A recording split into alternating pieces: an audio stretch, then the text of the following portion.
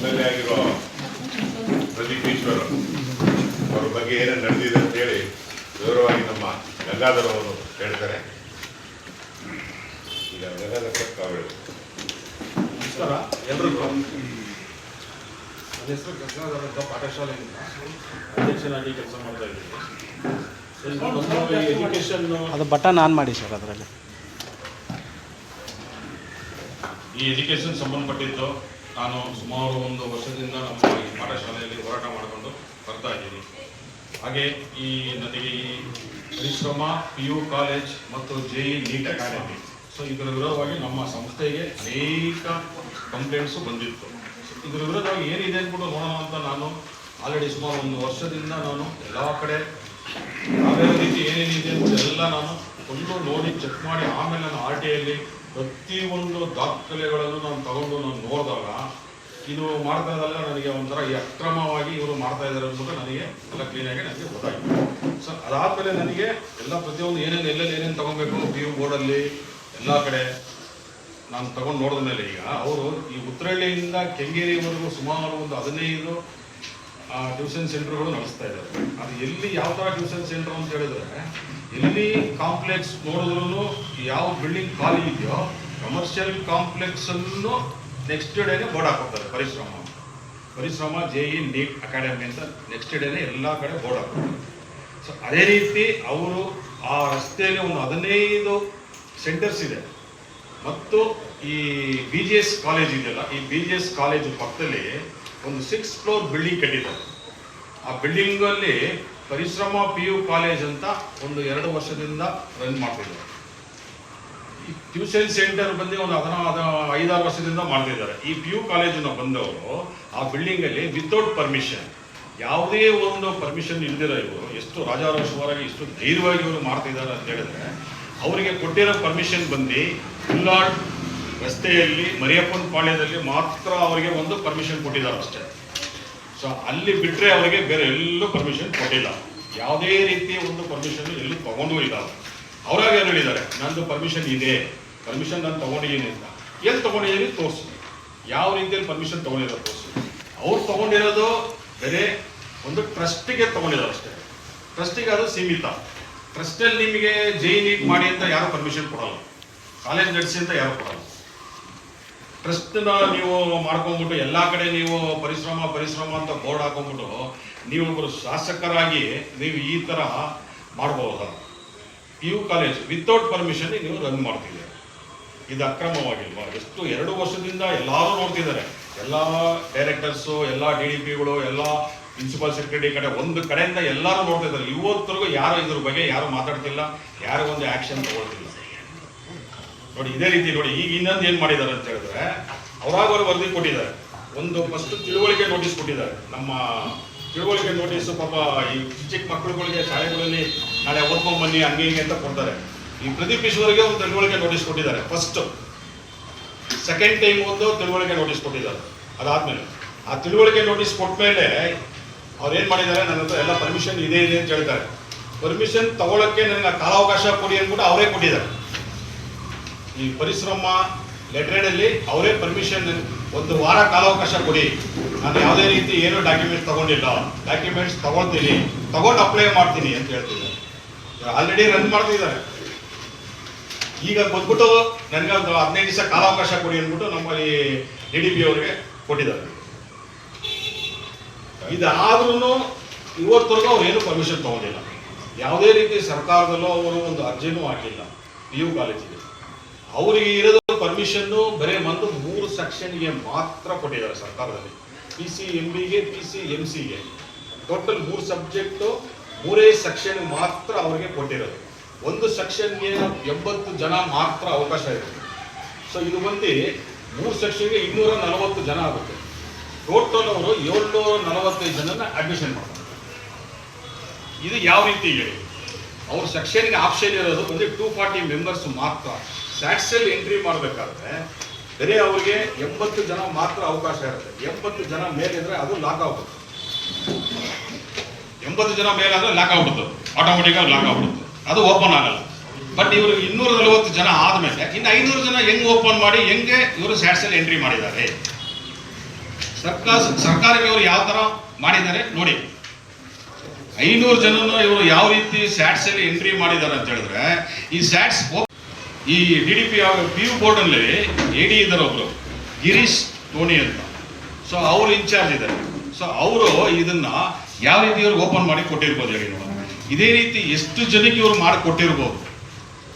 ಯಾವುದೇ ಒಂದು ಸೆಕ್ಷನ್ ತಗೊಳಕ್ಕೂ ಇವರು ಯಾವ ಒಂದು ಅರ್ಜಿ ಹಾಕಿಲ್ಲ, ಎಲ್ಲೂ ಪರ್ಮಿಷನ್ ತಗೊಂಡಿಲ್ಲ. ಇನ್ನು 80 ಜನ ಒಂದು ಸೆಕ್ಷನ್ಗೆ, ಅವರು ಹುಡುಗರು ಇರೋದು 745 ಜನ ಇದ್ದಾರೆ ಅಂತ ಅವರೇ ಕೊಟ್ಟಿದ್ದಾರೆ ವರದಿ ನೋಡಿ. ಈ ನಮ್ಮ 3 ಮೇನ್ ಕಮಿಟಿ ಹೋಗಿ, 3 ಮೇನ್ ಕಮಿಟಿ ಅಂತ ಹೇಳಿದ್ರೆ ಪ್ರಿನ್ಸಿಪಾಲ್ಗಳು ಇರ್ತಾರೆ, ಸರ್ಕಾರಿ ಪ್ರಿನ್ಸಿಪಾಲ್ಗಳು, ಅವ್ರ ಜೊತೆಯಲ್ಲಿ DDP ಒಬ್ರು ಇರ್ತಾರೆ. ಆ DDP ಸಾಹೇಬರು ಜೊತೆಲಿ ಹೋಗಿ ಎಲ್ಲ ಪರಿಶೀಲನೆ ಮಾಡಿ ಇವರು ಎಲ್ಲೆಲ್ಲಿ PU ಕಾಲೇಜ್ ಮಾಡ್ತಿದ್ದಾರೆ ನೋಡಿ. ಉತ್ತರಹಳ್ಳಿ ರಸ್ತೆಯಲ್ಲಿ ಮದ್ದಮ್ಮ ಟೆಂಪಲ್ ಇದೆ, ಆ ಮದ್ದಮ್ಮ ಟೆಂಪಲ್ ಎದುರುಗಡೆ ಒಂದು PU ಕಾಲೇಜ್, ಅದರಿಂದ ಕೆಳಗಡೆ ಪರಿಮಳ ಸ್ವೀಟ್ ಅಂತಿದೆ, ಅಲ್ಲೊಂದು PU ಕಾಲೇಜ್, ಅಲ್ಲಿಂದ BGS ಹತ್ರ ಹೋದ್ರೆ ಅಲ್ಲೊಂದು PU ಕಾಲೇಜ್. ಈ 3 ಕಡೆ PU ಕಾಲೇಜ್ ಮಾಡ್ತಾ ಇದ್ದಾರೆ ಅಂತ ಸರ್ಕಾರದವರೇ ವರದಿ ಕೊಟ್ಟಿದ್ದಾರೆ. ಇದನ್ನ ನಾನೇನು ಕೊಟ್ಟಿಲ್ಲ, ನಾನು ಕಂಪ್ಲೀಟ್ ಕೊಟ್ಟಿದ್ದೆ ಈ ತರ ಅಕ್ರಮವಾಗಿ ಮಾಡ್ತಿದ್ದಾರೆ ಅಂದ್ಬಿಟ್ಟು. ಅವರೇ ಪ್ರತಿಯೊಂದು ಪರಿಶೀಲನೆ ಮಾಡಿ ಅವರೇ ವರದಿ ಕೊಟ್ಟಿದ್ದಾರೆ. ಅವರೇ ನನಗೆ, ನಾನೇ ಕಾಲೇಜ್ಗೆ ಹೋದಾಗ ನೋಡೋಣ ಪರಿಶೀಲನೆ ಮಾಡೋಣ ಅಂತ ಹೋದಾಗ ಅವ್ರ ಕಾಲೇಜಲ್ಲಿರೋರೇ ಬರ್ಬಿಟ್ಟಿದ್ದಾರೆ. 4.5 ಲಕ್ಷ ರೂಪಾಯಿ with residency, without residency 2.5 lakh ರೂಪಾಯಿ ನೋಡಿ. ಈ ತರ ಎಲ್ಲ ಈ ಅಕ್ರಮವಾಗಿ ಇವರೆಲ್ಲ ಮಾಡಿದ್ದಾರೆ. ಆದರೂ ಸರ್ಕಾರ ಸುಮ್ಮನೆ ಕುಂತಿದೆ. ಯಾಕೆ ನೋಡಿ, ಈ ಬೆಂಗಳೂರು ದಕ್ಷಿಣ ಜಿಲ್ಲೆಯ DDP ಆದಂತ ಮನೋಹರ್ ಕೊಳ್ಳಾವ್ ಒಂದು ಒಳ್ಳೆ ಅದ್ಭುತವಾದ ಒಂದು ಕೆಲಸ ಏನೋ ಮಾಡಿದ್ದಾರೆ, ನಾನೇನು ಇಲ್ಲ ಅಂತ ಹೇಳ್ತಾ ಇಲ್ಲ. ಯಾಕಂದ್ರೆ ಯಾವ DDPನೂ ಇಷ್ಟು ಧೈರ್ಯವಾಗಿ ಇದು ಮಾಡೋಕ್ಕೆ ಸಾಧ್ಯ ಇಲ್ಲ. ಇವರು ಮಾಡಿದ್ದಾರೆ, ಪ್ರತಿಯೊಂದು ವರದಿ ಕೊಟ್ಟಿದ್ದಾರೆ. ಪ್ರತಿಯೊಂದು ಕಾಲೇಜಲ್ಲೂ, ಪ್ರತಿಯೊಂದು ಬಿಲ್ಡಿಂಗ್ ಅಲ್ಲಿ ಎಷ್ಟೆಷ್ಟು ಮಕ್ಕಳಿದ್ದಾರೆ, ಎಷ್ಟೆಷ್ಟು ಮಕ್ಕಳು ಯಾವ್ಯಾವ ಬಿಲ್ಡಿಂಗ್ ಅಲ್ಲಿ ಇದ್ದಾರೆ, ಪ್ರತಿಯೊಂದು ವರದಿನೂ ಅವ್ರು ಕೊಟ್ಟಿದ್ದಾರೆ. ಇದೆಲ್ಲ ವರದಿ ಕೊಟ್ಟು ಅವ್ರು ಮಾಡ್ತಾ ಇರೋದು ಅಕ್ರಮ, ಅವರೇ ಕೊಟ್ಟಿದ್ದಾರೆ.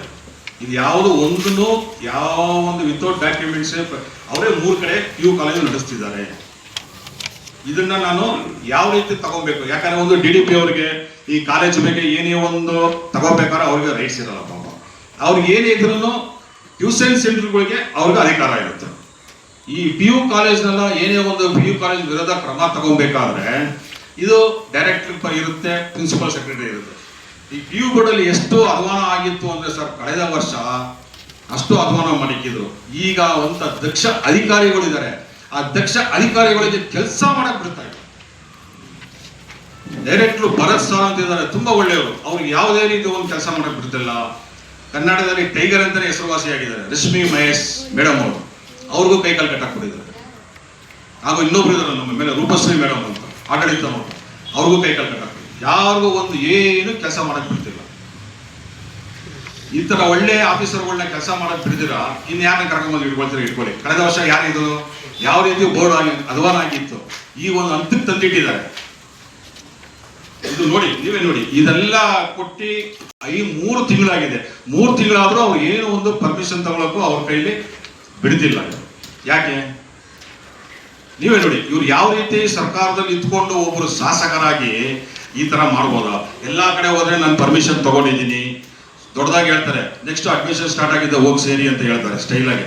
ದಯವಿಟ್ಟು ನಾನು ಹೇಳ್ತೀನಿ ನೋಡಿ, ಹೆಣ್ಣು ಮಕ್ಕಳಿಗೆ ಸರ್ಕಾರಿ ಕಾಲೇಜಿನಲ್ಲಿ ಫ್ರೀ, ಜಸ್ಟ್ 200 ರೂಪೀಸ್ ಮಾತ್ರ ಫೀಸ್ ಇರುತ್ತೆ ಅಷ್ಟೇ ಅವ್ರಿಗೆ. ದಯವಿಟ್ಟು ಹೋಗಿ ಅಡ್ಮಿಷನ್ ಆಗಿ. ಯಾಕೆ ಬೇರೆ ಕಡೆ ಪ್ರೈವೇಟ್ಗಳಿಗೆ ಹೋಗ್ತೀರಾ? ನಿಮ್ಗೆ ಅಲ್ಲೂ JE ನೀಟ್ ಇರುತ್ತೆ.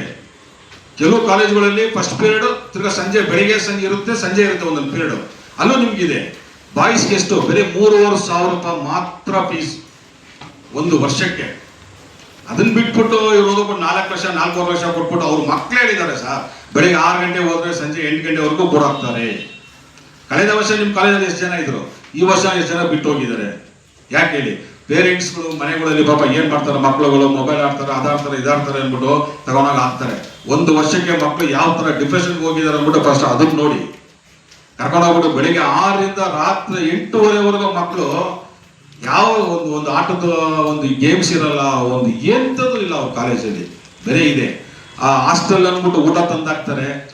ಅದೂ ಅಷ್ಟೇ ಇಲ್ಲಿಗಲ್, ಯಾವುದೇ ಒಂದು ಪರ್ಮಿಷನ್ ಇಲ್ಲ. ಯಾವುದೇ PU ಕಾಲೇಜುಗಳಲ್ಲಿ ಹಾಸ್ಟೆಲ್ ಮಾಡಕ್ಕೆ ಇವ್ರು ಮಾತ್ರ ರಾಜವನ ಮಾಡ್ತಾರೆ. ಆ ಊಟ ತಂದಾಕ ನೋಡ್ಬೇಕು ಸರ್ ನೀವು, ಯಾವ ರೀತಿ ಊಟ ತಂದಾಕ್ತಾರೆ ಗೊತ್ತಾ ಸರ್? ಆಲ್ರೆಡಿ ನಿಮ್ಗೆಲ್ಲ ಕೊಟ್ಟಿದ್ದೀನಿ ನೋಡಿ. ಒಂದು ದಿವಸ ಟಾಟಾ ಎಸಿ, ಒಂದು ದಿವಸ ಆಟೋ, ಒಂದು ದಿವಸ ಟ್ರ್ಯಾಕ್ಟರ್, ಈ ರೀತಿ ಅನೇಕ ವಾಹನಗಳಲ್ಲಿ ತಂದು ಊಟ ಹಾಕ್ಬಿಟ್ಟು ಹೋಗ್ತಾರೆ. ಅದು ಯಾವ ರೀತಿ ಊಟ ಹಾಕ್ಬಿಟ್ಟು ಹೋಗ್ತಾರೆ ಅನ್ಕೊಂಡು ನೀವು ಎಲ್ರಿಗೂ ನಿಮಗೆ ನೋಡಿ, ನೀವೇ ನೋಡಿ ಗೊತ್ತಾಗುತ್ತೆ ನಿಮಗೆ. ಕರ್ಕೊಂಡು ಪರಿಶ್ರಮ ಅಂತ ಸೇರಿಸ್ತಿರಲ್ಲ. ನನ್ಗೆ ಯಾರು ನಾನು ಯಾವ ಪಕ್ಷದಿಂದನೂ ನಾನು ಮಾತಾಡ್ತಿಲ್ಲ, ಯಾವ ಪಕ್ಷದವರು ನಾನು ಇಲ್ಲಿ ಹೇಳಿಲ್ಲ. ಇದು ನನ್ನ ಸ್ವಯಂ ನೋಡಿ. ನಾನು ಹೆಚ್ಚು ಕಮ್ಮಿ 1 ವರ್ಷದಿಂದ ನಾನು ಇದು ಹೋರಾಟ ಮಾಡ್ತಾ ಇರೋದು. 1 ವರ್ಷದಿಂದ ಹೋರಾಟ ಮಾಡಿ ಕಳೆದ ತಿಂಗಳು ನಾನು ಈ ಪ್ರೆಸ್ ಮೀಟ್ ಮಾಡಬೇಕಾಗಿದೆ. ಕಳೆದ ತಿಂಗಳು ಎಕ್ಸಾಮ್ ಇದೆ, ಬೇಡ, ಮಕ್ಕಳಿಗೆ ತೊಂದರೆ ಆಗುತ್ತೆ, ದಯವಿಟ್ಟು ಎಕ್ಸಾಮ್ ಟೈಮಲ್ಲಿ ಮಾಡಬೇಡಿ ಅಂತ ಹೇಳೋದು. ಈ ತಿಂಗಳು ಬಿಟ್ಟು ನಾನು ಮುಂದಿನ ತಿಂಗಳು ಹೋದ್ರೆ ಮುಂದಿನ ತಿಂಗಳು ಕಲೆ ಸ್ಟಾರ್ಟ್ ಆಗುತ್ತೆ, ಬೇಡ ಅಂತಾರೆ. ಇದೇ ರೀತಿನೇ ಮಾಡ್ಕೊಂಡು ಹೋಗ್ತಿದ್ದಾರೆ. ಅದಕ್ಕೆ ನಾನೇನು ಹೇಳೋದು, ಕಾಲೇಜು ಇವ್ರು ಮಾಡ್ತಾ ಇರೋದು ಒಂದು ಯಾವ ಕಾಲೇಜನ್ನು ಪರ್ಮಿಷನ್ ಇಲ್ದಿರ ಇವ್ರು ಇಷ್ಟು ಧೈರ್ಯವಾಗಿ ಮಾಡ್ತಿದಾರಲ್ಲ, ಇವ್ರಿಗೆ ಏನು ಕ್ರಮ ತಗೊಬೇಕು ತಗೊಳ್ಳಿ. ಈ ಸ್ಯಾಟ್ಸ್ ಅಲ್ಲಿ ಯಾರು ಏನು ಮೋಸ ಮಾಡಿದಾರೋ ಇದು ಒಂದು ಟೀಮ್ ಇದೆ. ಈಗ ಇವ್ರ ಕಾಲೇಜ್ನ ಮಾತ್ರ ಇಷ್ಟು ಜನನ್ನ ಸ್ಯಾಟ್ಸ್ ಎಂಟ್ರಿ ಮಾಡಿಸಿದ್ದಾರೆ. ಇದೇ ರೀತಿ ಇನ್ನು ಎಷ್ಟು ಕಾಲೇಜು ಇವ್ರು ಯಾವ ಥರ ಮಾಡಿರ್ಬೋದು. ಇದನ್ನ ನಾನು ಈಗ ಆಲ್ರೆಡಿ ನಾನು ಲೋಕಾಯುಕ್ತರಿಗೂ ಕಂಪ್ಲೇಂಟ್ ಕೊಡ್ತೀನಿ. ಎಲ್ಲೆಲ್ಲಿ ಕಂಪ್ಲೇಂಟ್ ಕೊಡ್ಬೇಕೋ ನಾನು ಅವ್ರ ವಿರೋಧವಾಗಿ ನಾನು ಕಂಪ್ಲೇಂಟ್ ಕೊಡೋಕೆ ಆಲ್ರೆಡಿ ರೆಡಿ ಇದ್ದೀನಿ, ಕೊಡ್ತೀನಿ. ಈಗ ಅವರು ಟೀಮು ಯಾವ ಟೀಮು ಈ ಸ್ಯಾಟ್ಸ್ ಅಲ್ಲಿ ಏನು ಎಂಟ್ರಿ ಮಾಡಿದಾರೋ ಆ ಟೀಮ್ನ ನೀವು ಹಿಡಿದ್ರೆ ಎಷ್ಟು ಜನ ಏನಾಗ್ತಾರೆ ನೋಡಿ.